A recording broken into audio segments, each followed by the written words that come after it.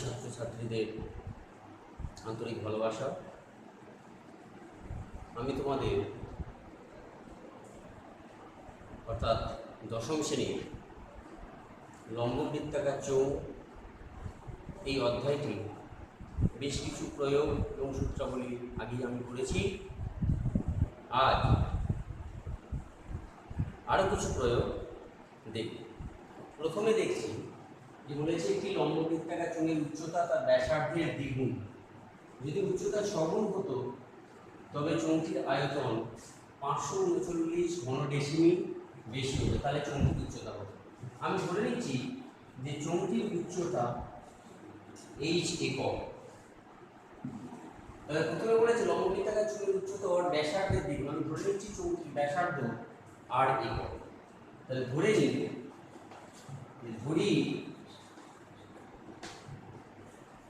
চোঙটির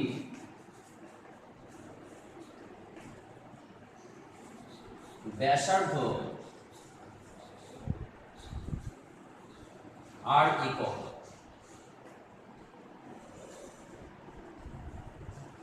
উচ্চতা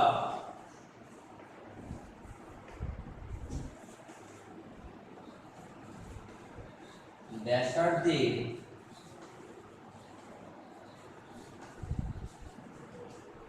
দ্বিগুণ হলে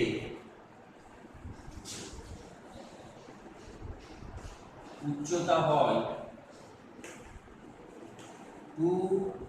হয় আমি এই ক্ষেত্রে ধরে নিচ্ছি উচ্চতাটা কত, h সমান 2r একক। এরপর কি বলেছে, যদি উচ্চতা 6 গুণ হতো তাহলে এই ক্ষেত্রে আয়তন কত, তাহলে এই ক্ষেত্রে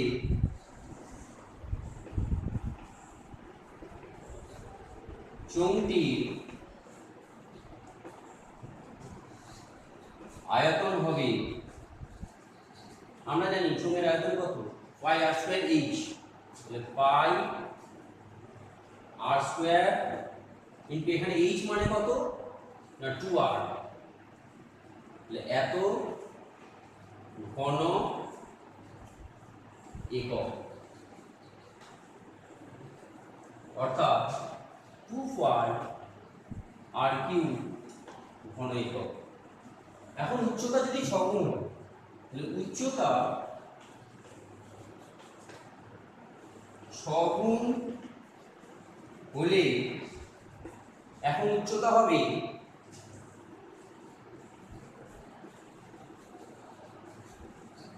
তাহলে কার 6 গুণ বলেছে না, বলে দেয়া আছে যদি উচ্চতা 6 গুণ হতো তাহলে উচ্চতা এখন 6 গুণ,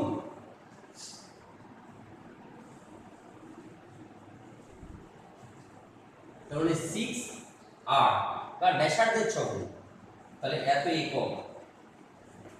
দ্বিগুণ ছিল, এবার বলছে যদি সেটা 6 গুণ ব্যাসার্ধে তাহলে কি হবে, তাহলে এই ক্ষেত্রে কত আয়তন দেখি। তাহলে এখন চোঙের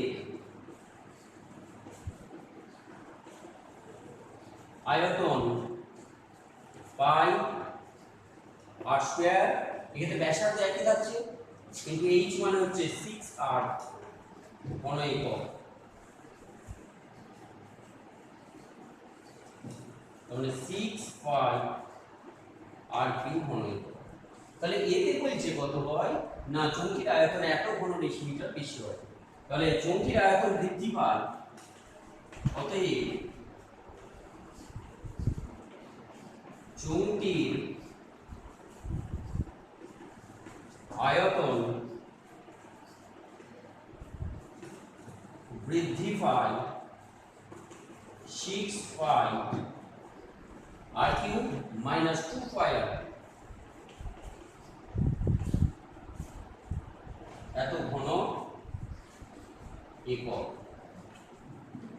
অর্থাৎ 4 পাই r কিউব ঘন একক। এই বৃদ্ধিটা কত বলেছে, 539 ঘনডেসিমিল। তাহলে শর্তানুসারে শর্তে 4 পাই r কিউব, 4 পাই r কিউব সমান 539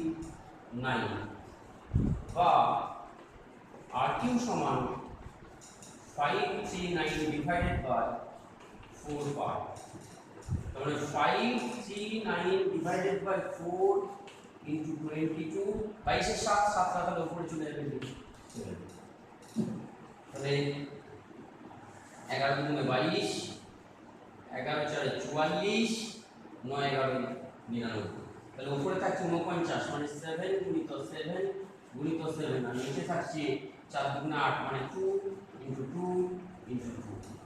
তাহলে অতএব r কিউ সমান এটা পেয়েছি। তাহলে r সমান কত? তাহলে ঘনমূল করতে হবে। তার মানে কিউ রুট অফ 7 গুণিত 7 গুণিত 7 ডিভাইডেড বাই 2 গুণিত 2 গুণিত 2। তার মানে 7 এর 2। এটা r এর মান বেরিয়েছে। তাহলে চৌকির উচ্চতা কত? চৌকির উচ্চতা কত? h সমান আমি কত লিখেছি? 2r। অতএব চৌকির উচ্চতা, অতএব চৌকির উচ্চতা সমান 2r মানে 2 গুণিত 7 এর 2 ডেসিমিটার। 2 দিয়ে কেটে গেল, তাহলে 7 ডেসিমিটার। তাহলে এইটাই হচ্ছে আমার কত না চৌকির নির্ণেয় উচ্চতা।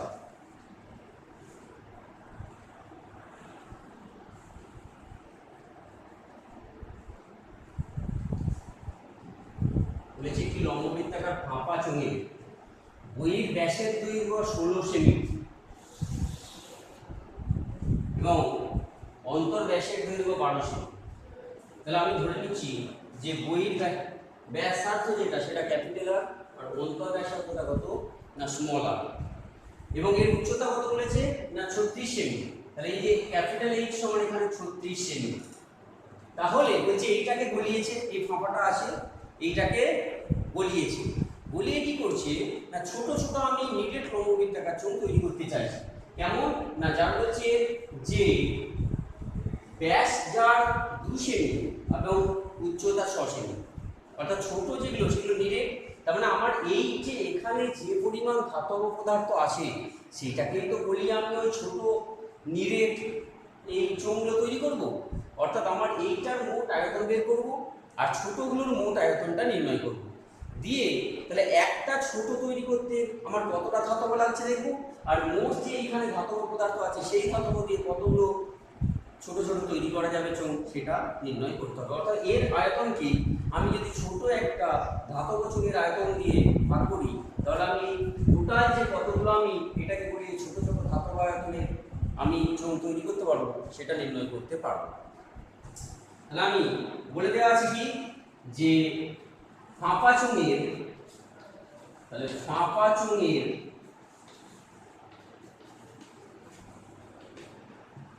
বহির্ব্যাস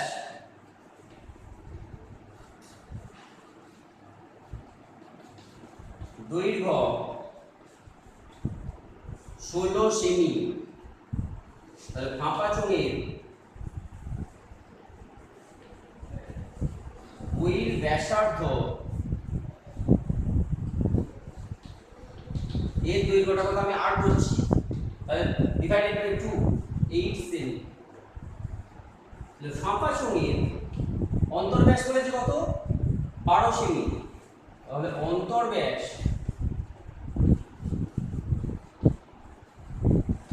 এর দৈর্ঘ্য বলেছে 12 সেমি। তাহলে অন্তর ব্যাসার্ধের দৈর্ঘ্যটা দেখি। তাহলে অন্তর ব্যাসার্ধ আমি ধরে নিচ্ছি যে অন্তর ব্যাসার্ধের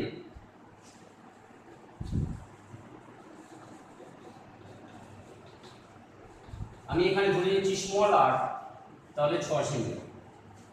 আর ফাঁপা চোঙের উচ্চতা কত বলেছে না উচ্চতা আমি ধরে নিচ্ছি ক্যাপিটাল এইচ, এটা বলেছে 36 সেমি। তাহলে এর আয়তনটা কত হবে সেটা কিন্তু আমি সহজেই নির্ণয় করতে পারবো। তাহলে এই ফাঁপা চোঙের আয়তন কত এর, তাহলে ফাঁপা চোঙের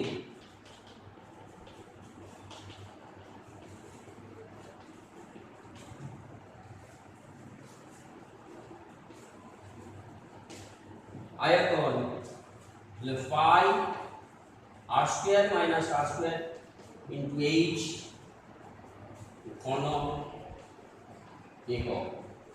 তাহলে পাই 22 সাত, আচ্ছা পাই থাক, পাই ক্যাপিটাল আর মানে হচ্ছে 8 তার স্কয়ার, স্মল আর মানে 6 তার স্কয়ার ইনটু এইচ মানে 36 ঘন সেমি।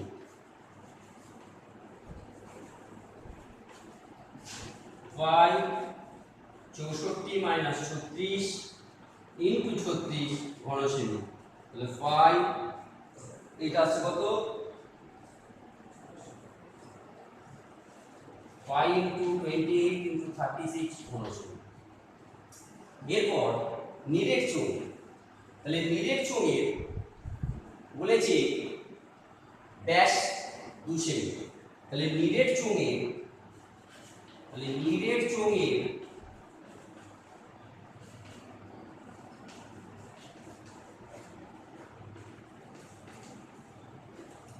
ব্যাস 2 সেমি। তাহলে নিরেট চোঙের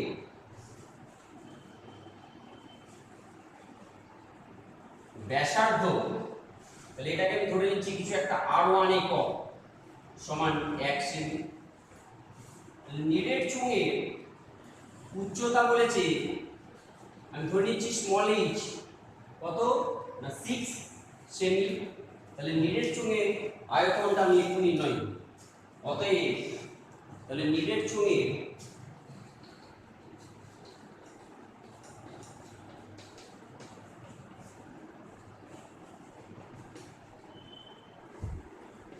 আয়তন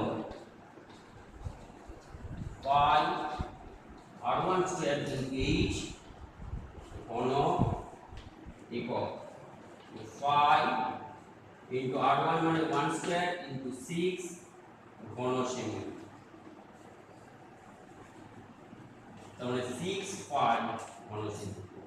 তাহলে একটা নিরেট চোঙ তৈরি করতে এত 6 পাই ঘন সেমি আমার ধাতব পদার্থ লাগছে। তাহলে এই টোটাল আছে আমার 28 ইনটু 36 পাই, এই পরিমাণ মোট ধাতব পদার্থ আছে।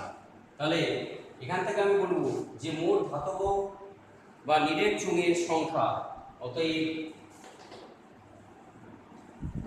নির্ণেয় যে ছোট নিরেট চোঙগুলো তৈরি করতে হবে, নির্ণেয় নিরেট চোঙের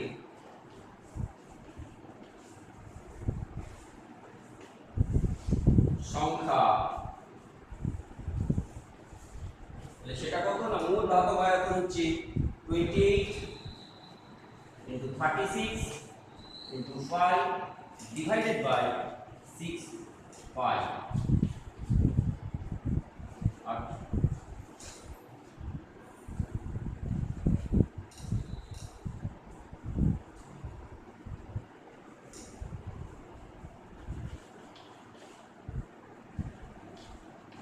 একশো 68টি।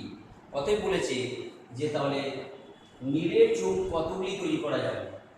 অতএব তাহলে 168টি ওইটাকে গলিয়ে বড় যে চোঙ সেটাকে গলিয়ে তাহলে 168টি নিরেট চোঙ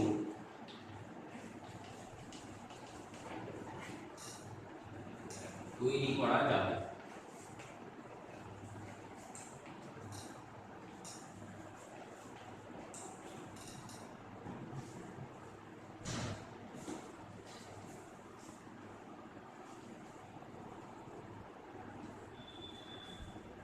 বলে দুটি লম্ববৃত্তাকার নিরেট চোঙের ব্যাসার্ধের দৈর্ঘ্যের অনুপাত 2:3, তাদের উচ্চতার অনুপাত 5:3 হলে তাদের বক্রতলের ক্ষেত্রফলের অনুপাত কত। তাহলে আমি ধরে নিচ্ছি যে ধরি প্রথম চোঙের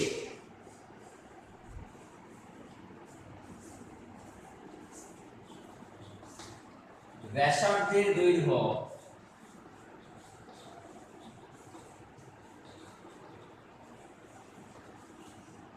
2:3 বলেছে, তাহলে R1 সমান 2R একক এবং দ্বিতীয় চোঙের ব্যাসার্ধের দৈর্ঘ্য R2 তাহলে 3R একক। উচ্চতার অনুপাত, তাহলে প্রথম চোঙের উচ্চতার দৈর্ঘ্য, প্রথম চোঙের উচ্চতা আমি ধরে নিচ্ছি h1 সমান 5h একক, আর দ্বিতীয় চোঙের উচ্চতা h2 সমান 3h একক। অতএব তাহলে প্রথম চোঙের বক্রতলের ক্ষেত্রফল বা পার্শ্বতলের ক্ষেত্রফল, বক্রতলের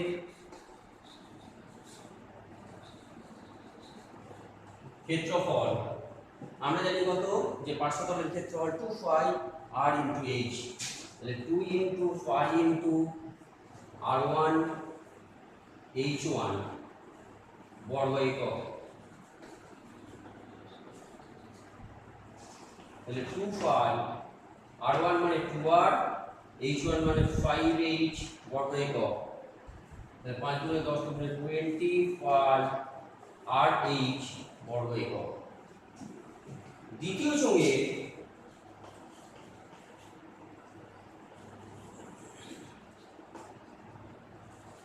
বক্রতলের ক্ষেত্রফল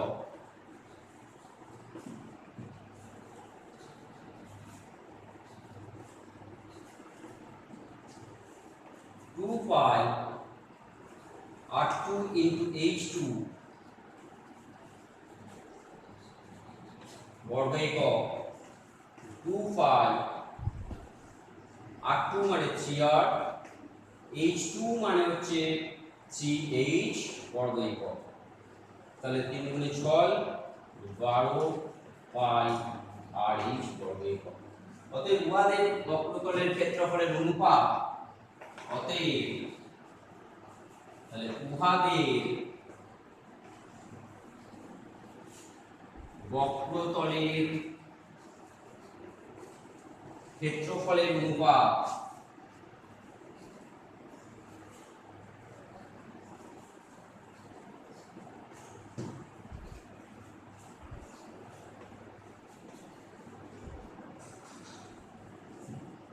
তাহলে প্রথমটার বক্রতলের ক্ষেত্রফল নিচে 25 rh, এটা 12 rh, তাহলে দুদিক থেকে rh ক্যান্সেল আউট, 20 মানে হচ্ছে 2 into 10, আর এটা হচ্ছে 2 into 6 আর 20 টা কাজ করি, এটা হচ্ছে 4 4 into, আর এটা হচ্ছে 4 into 3, তাহলে দুদিক থেকে 4 যদি ক্যান্সেল আউট হয় তাহলে 5:3, তাহলে বক্রতলের ক্ষেত্রফল অনুপাত তাহলে কত বেরোচ্ছে, আচ্ছা ঠিক আছে, তো 12 2 5 2 3 আর 5 3, এটা কত আসছে, এটা আসছে তাহলে 25 rh, আর এটা হচ্ছে 18 rh, তাহলে অনুপাত করলে আসছে, তাহলে এখান থেকে rh 5 ক্যান্সেল আউট, তাহলে 20 আর 18, তাহলে এখান থেকে 2 দিয়ে যদি ভাগ করি তাহলে 10:9। অতএব উহাদের পার্শ্বতলের ক্ষেত্রফলের অনুপাত হবে 10:9। যে একটি লম্ববৃত্তাকার চোঙের বক্রতলের ক্ষেত্রফল c বর্গ একক, এই একটি লম্ববৃত্তাকার চোঙ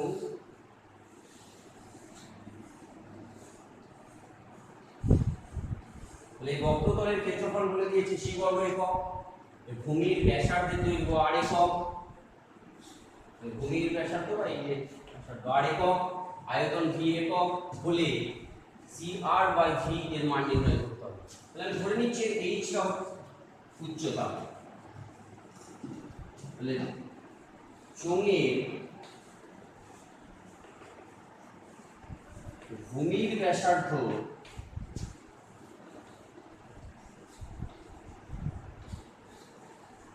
এর দৈর্ঘ্য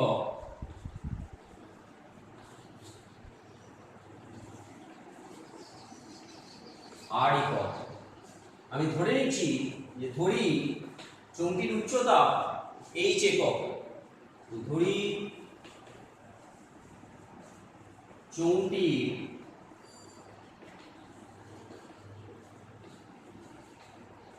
উচ্চতা h একক। অতএব তাহলে পার্শ্বতলের ক্ষেত্রফল পার্শ্বতলের ক্ষেত্রফল আমরা জানি এখানে বলেছে কত, পার্শ্বতলের ক্ষেত্রফল c, এটা সমান কত না 2 পাই r ইনটু h বর্গ একক। আবার আয়তন কত বলেছে, আয়তন চোঙটির আয়তন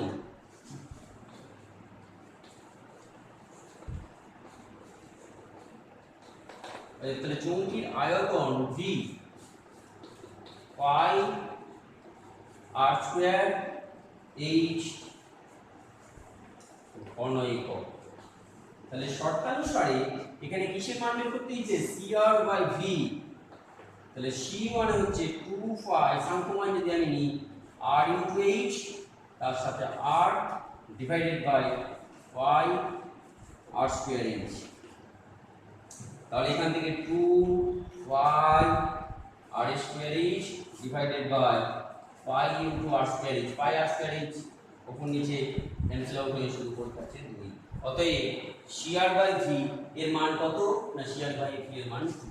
অতএব নির্ণেয় cr বাই v এর মান হলো 2। cr বাই v এর মান কত পেলাম না, cr বাই v এর মান পেয়েছি আমরা 2। যে লম্ববৃত্তাকার চোঙের ব্যাসার্ধের দৈর্ঘ্য 50% হ্রাস করা হয়েছে, তাহলে আমি ধরে নিচ্ছি, ধরি লম্ববৃত্তাকার চোঙটির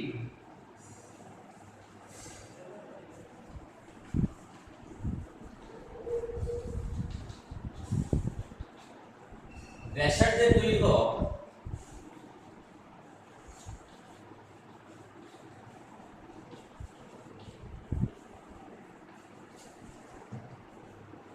r একক।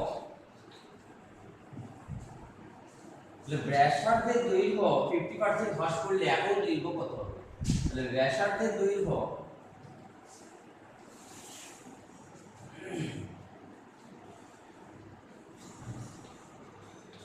ব্যাসার্ধের দৈর্ঘ্য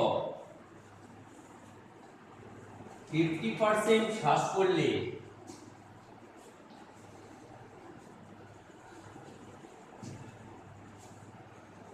দৈর্ঘ্য হয়, তাহলে ছিল r, তার থেকে 50% কমছে, তার মানে r ইনটু 50 ডিভাইডেড বাই 100 একক। তার মানে r মাইনাস r বাই 2 একক, অর্থাৎ r বাই 2 একক। বলছি উচ্চতা 50% বৃদ্ধি করা হচ্ছে, ধরি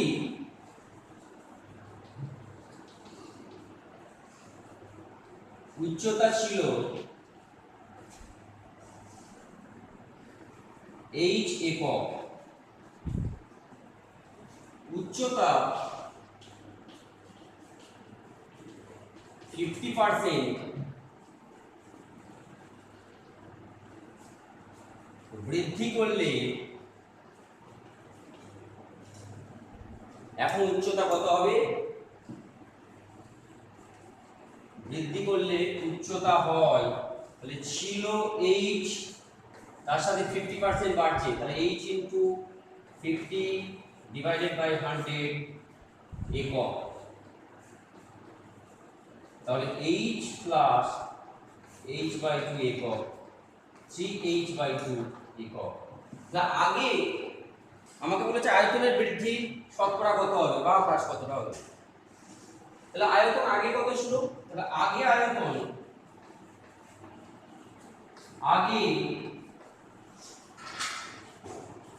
চোঙটির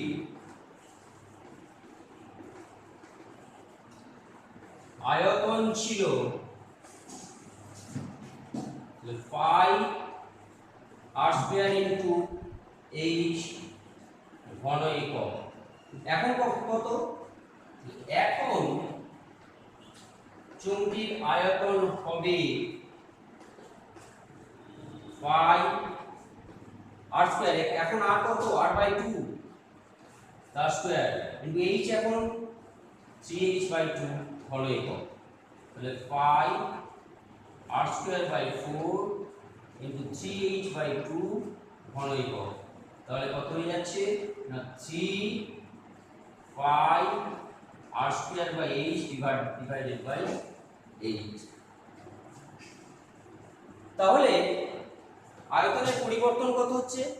আগে ছিল আয়তনটা কত না পাই r স্কয়ার h, আর এখন 3 এর 8 পাই r স্কয়ার h। তাহলে আয়তন এখন কতটা কমে গেল একটু দেখি। তাহলে আয়তন হ্রাস পায়, অতএব আয়তন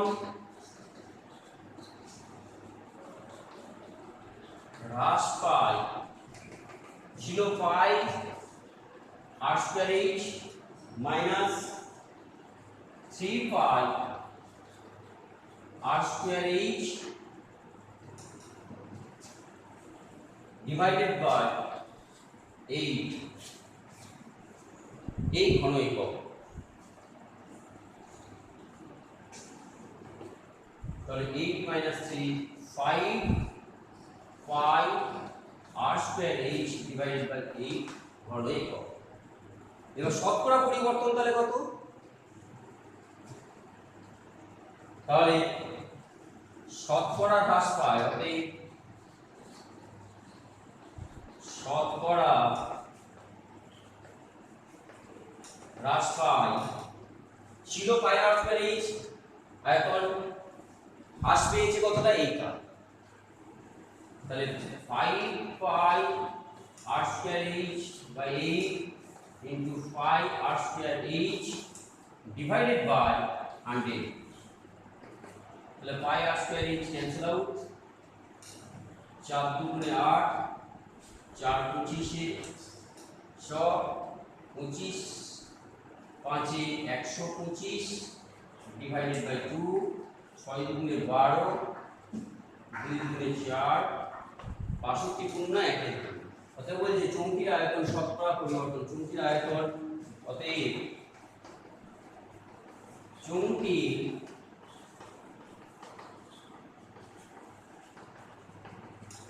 আয়তন হ্রাস পায়